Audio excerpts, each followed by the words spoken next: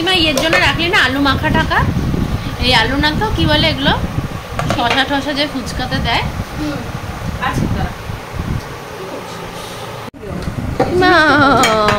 ওটা তো পরে দেখাবে, এগুলো তুই প্রিপারেশন করছিস সেগুলো আমি দেখাচ্ছি। এটা ফুচকা, পাপড়, এটা আলু মাখা, আর দিস ইজ আর্টিস্ট দেখাচ্ছি আমি। ভালো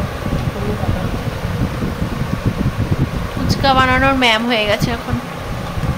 তোদের যা ফ্যানের আওয়াজ, কিছু কথা শোনাও যাবে না। ঠিক আছে, তুমি প্লেটিং করো, তারপর আবার দেখাবো। এই যে ফাইনালি আমাদের প্লেটিং কমপ্লিট। ফ্যান তো ফাইনালি আমাদের প্লেটিং কমপ্লিট। কই ম্যাম?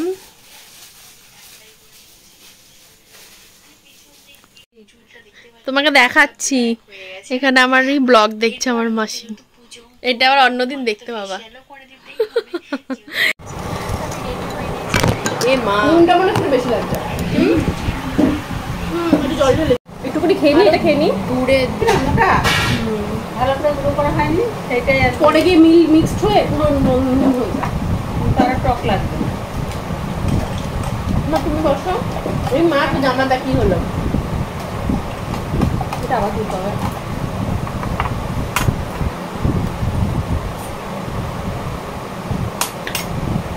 টক কম আছে, নুন কম আছে। এবার একবার নুন বেশি, একবার টক বেশি।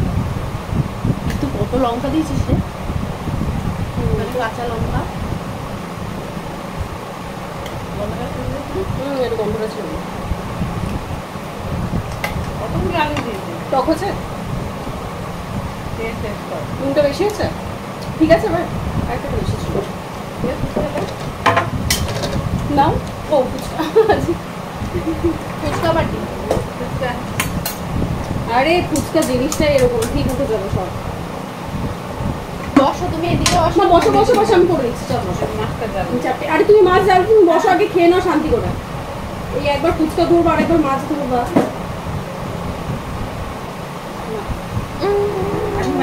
না তুমি বসো বসো।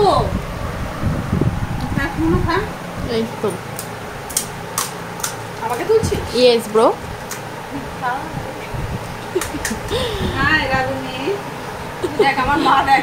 কালকেও তো মাসি ব্লগ করছিল, ওই যাচ্ছিলাম না, বলছে এই আমাদের জাগুলির রাস্তা ভাঙাচুরা, এই সেই বলছিল। হ্যাঁ, এগুলো কালকে দেখতে পাবা সব।